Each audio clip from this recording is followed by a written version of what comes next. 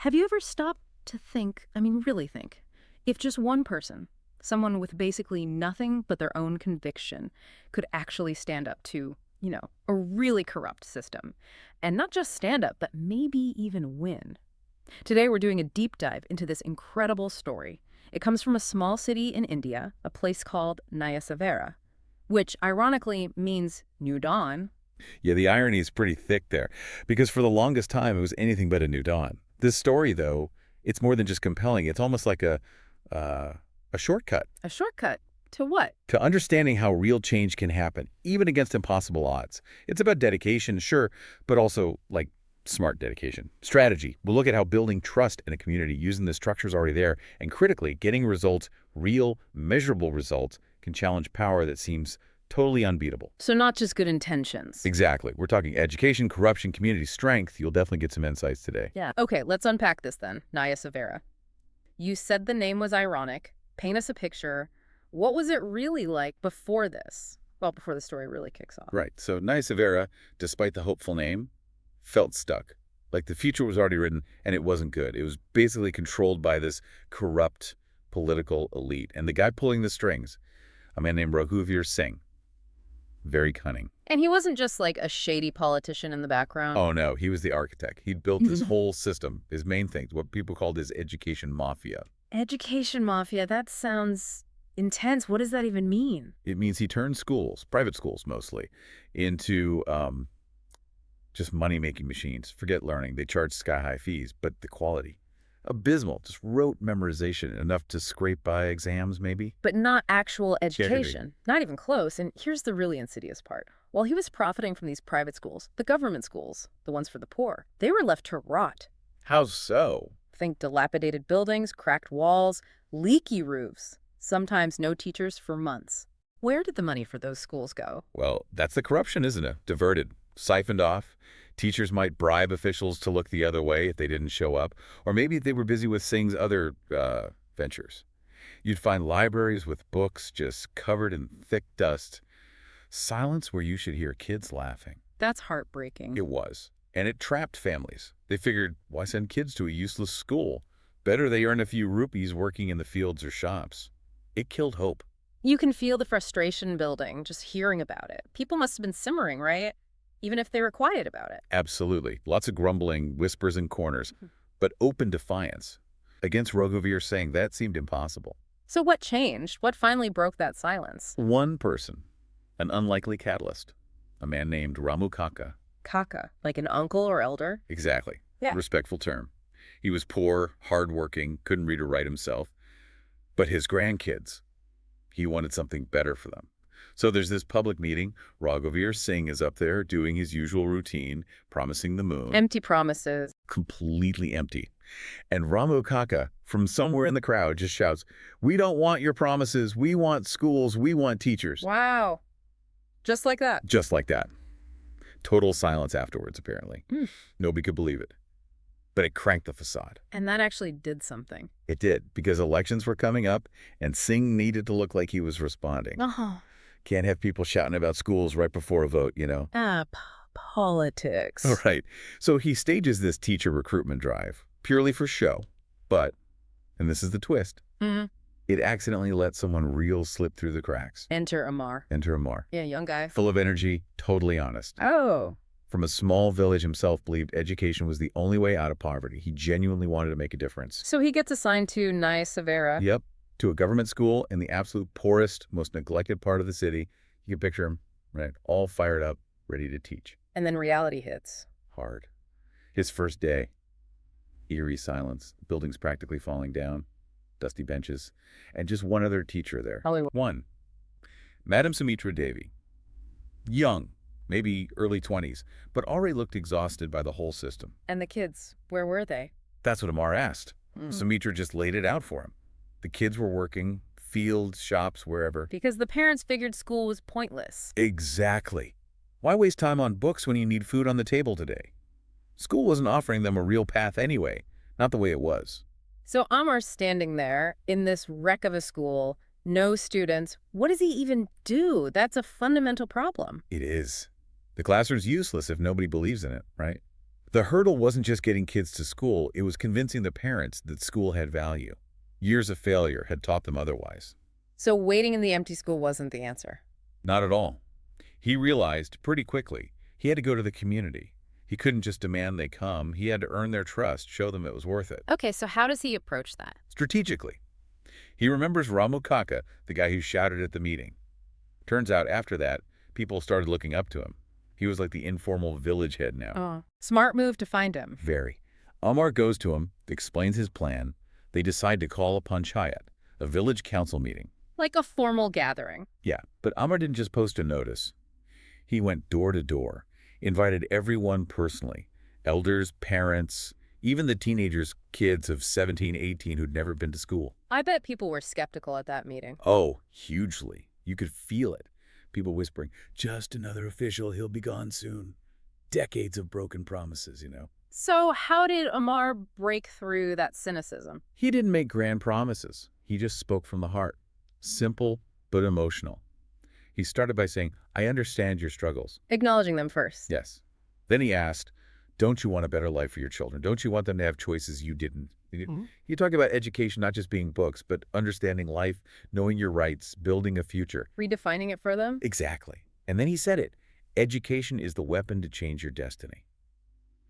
And he promised them, he swore, he would teach their children no matter what, even if it cost him his life. The passion, the honesty, it hit them. Ramu Kaka stood up right then and there and said, we're with him. That was huge. It gave everyone else permission to hope again. And did it work? Did the kids actually show up? The next day must have been nerve-wracking for Amar. It must have been, but they came. The very next day, that silent, broken-down school, it was filled with the sound of kids laughing. Unbelievable. Boys, girls, even those older teenagers, 17, 18 years old, who'd never seen a classroom, they just showed up in their everyday clothes, eager.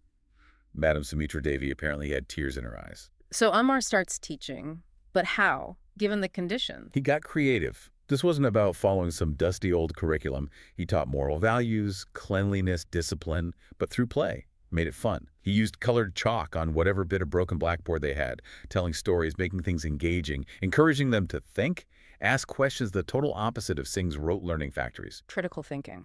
Yes. And he and Sumitra Devi pulled their own books, started a tiny library. These kids, for the first time maybe, felt like someone actually cared about them, saw potential in them. And they responded. They studied like their lives depended on it. Forgetting the poverty for a few hours a day, daring to dream. Which leads us to the exams, I'm guessing? Exactly. The board exams. Yeah. And the results, well, they caused a storm. How so? Amar's school. The rundown government school, it got the highest marks among all government schools in the area. Some of his students even made the merit list. No way. From that starting point. Unprecedented. Yeah. Newspapers picked it up. Government school creates history. Backward village children wave flag of success. It was huge news. And Raghuveer Singh heard about this, obviously. Oh, he heard, and he was furious. This wasn't just good news. It was a direct threat. To his business model. And his power. Suddenly, the free government school looked better than his expensive private ones. His whole education mafia felt shaky. His political control felt shaky. So Singh couldn't let this stand. What was his reaction? Pure rage, I imagine. Pure rage. Backed by power. The very next day, he shows up at the school. Not alone, of course. He's got his usual goons, even some corrupt cops with him. An intimidation tactic. Big time. He storms in, confronts Amar, shouting, threatening. What's this drama? You're ruining everything. Stop this, or else. And Amar, after everything he'd been through. Didn't flinch. Looked Singh right in the eye. Said something like, education isn't your property. I'm here to fight corruption. My job is to teach, even if it costs me my life. You don't scare me. Incredible defiance. Utterly incredible. But Singh wasn't used to defiance. He wasn't used to losing. So the hammer comes down? Immediately. Singh orders Amar suspended, orders him expelled from the school as the police physically drag him out. Just like that. Just like that. But it didn't stop there. Singh needed to crush this completely. How? What else could he do? He launched a smear campaign. Spread rumors. Amar's teaching bad things, turning kids against the government. Classic stuff. Then he threatened the villagers directly. Support Amar. Lose your ration cards. Lose your government aid. He tried to isolate Amar, starve the movement. That's brutal.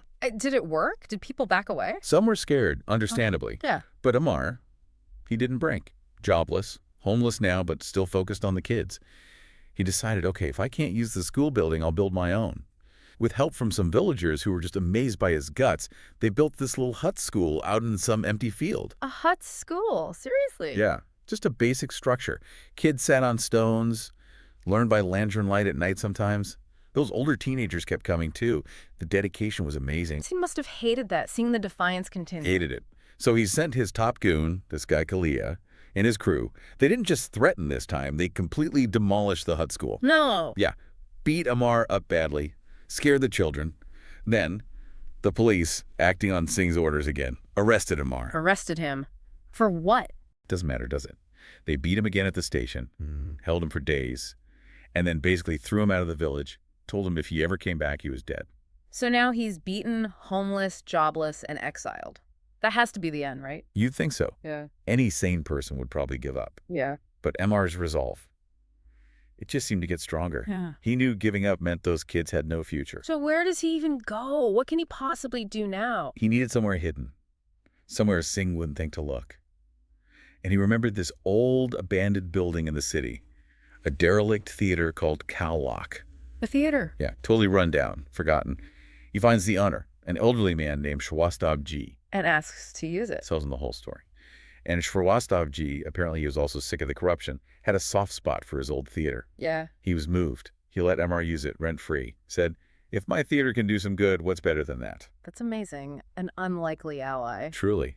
So this forgotten theater, Cowlock, like Time Lock maybe, it becomes their secret school. How did that even work? Get this. The dusty old theater seats. Those were the benches. The faded stage curtain, that was their blackboard. Wow. Kids started sneaking there at night. Ammar and Sumitra Devi teaching them in secret, away from Singh's eyes. A hidden temple of knowledge, literally built in the ruins of the past. Incredible resilience. So this leads up to the final exams again. The tension must have been immense. Off the charts. The final board exams were coming up. Everything they'd risked, everything they'd worked for came down to this. But the exam center was outside the city. They had to take a bus. And Ammar knew Singh wouldn't let that happen easily. He knew. He went with them on the bus, trying to keep their spirits up, telling them their hard work would pay off. You can just imagine the atmosphere on that bus. Nervous excitement, fear. And the fear was justified. On the way, Singh's goons ambushed them again, led by Kalia, masked this time. Oh no, what did they do? They had iron rods, chains. They blocked the road, started stoning the bus, trying to injure the kids, scare them off, stop them from reaching the exam hall. And Ammar. He jumped out, fought them, single-handedly, unarmed against armed thugs. Just to protect the children. Absolutely. He got hurt badly, bleeding head, torn clothes, injuries everywhere. But somehow, his sheer ferocity drove them away. He wouldn't let them get to the kids. He drove them off by himself. Incredible, isn't it? But then despair. The goons had punctured the bus tire. They were stranded. Time was ticking down fast. So close, yet so far. The kids must have been devastated. Totally heartbroken, crying. Ammar, injured as he was, tried to console them, saying, we'll make it somehow. And then just when it seemed utterly hopeless, this old bullock cart comes along. A bullock cart. Driven by an old farmer, Mohan Kaka. Turns out he'd also suffered under Singh's rule. He saw what Ammar had done, saw his bravery, the state he was in, the crying kids. And he helped. Instantly offered his cart, said, get in quickly. It was this frantic race against time, this old bullock cart bumping down the road. Trying to make it to the exam center. They got there, Yeah. literally in the nick of time. Kids scrambling off the cart, rushing into the exam hall, hands probably still shaking. But they made it. Just wow, what a climax. And the results after all that. The results were glorious. Another sensation, every single one of Ammar's students passed with excellent marks. All of them. All of them. Those older students, the ones who started at 17, 18, many got into good colleges, good companies. Some even became collectors, administrators, or teachers, following in Ammar's footsteps. That's the ultimate victory, isn't it? It really is. And this time, the success was so undeniable, so widely reported, it finally brought Raghuvir Singh down. How so? His corruption was just laid bare. Public opinion swung completely behind Ammar. Singh lost his political power. The education mafia crumbled. Truth, backed by results, won. And we can't forget Sumitra Devi and all this. She was there the whole time. Absolutely. The unsung hero. Stood by Ammar through everything. Bandaged his wounds after the attack. Taught alongside him in the hut in the theater. unwavering support. And their relationship. It blossomed amidst all that chaos and struggle. A true partnership. They ended up getting married. The whole village celebrated a big wedding under the old banyan tree, a symbol of their new beginning. A well-deserved happy ending for them. And for the village, their legacy. They built a proper school, strong building, well-equipped. They called it Gyan Ka Mandir, Temple of Knowledge. Temple of Knowledge. Perfect. And now, every child in that village goes to school. No more forced labor. If you think about the bigger picture, it just proves it, doesn't it? Real dedication, courage, smart strategy. It can bring light. It can overcome darkness. It's an absolute incredible story. Amar wasn't just teaching reading and writing. He was teaching resilience, hope, showing that one person can spark change, can transform everything. He turned Naya Severa from an ironic name into a reality. Which does make you think, doesn't it? It raises that question. How do we spot the Amars in our own communities? The people fighting the good fight against long odds. And maybe more pointedly, what's our part? How do we help create spaces where integrity, where education can actually win out against the systems that try to crush them? Yeah. Maybe every place that needs a new dawn just needs its own beacon. Yeah. Its own Amar. And maybe, just maybe, that starts with us looking around and deciding to be part of that light.